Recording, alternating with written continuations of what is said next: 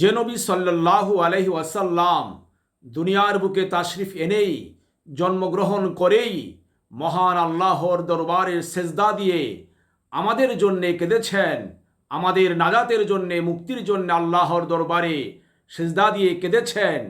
তিনি তার জন্মদিনে মহান আল্লাহর শুকর আদায় করে রোজা রেখেছেন, আনন্দ এবং খুশি প্রকাশ করেছেন। সাহাবায়ে কেরাম নবীজির জন্মদিনে মিলাদুন নবীতে রোজা পালন করে আল্লাহর শুকর আদায় করেছেন এবং খুশি ও আনন্দ প্রকাশ করেছেন।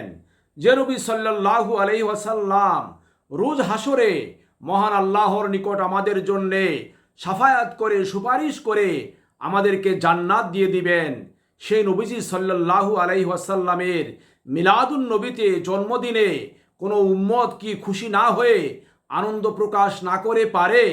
যারা আনন্দ প্রকাশ না করে নবীজি সাল্লাল্লাহু আলাইহি ওয়াসাল্লামের মিলাদুন নবীতে যে মুসলমানেরা আনন্দিত হয় না, খুশি প্রকাশ করে না, আল্লাহর শুকর আদায় করে না, তাদেরকে মূলত মুসলমানই বলা যায় না।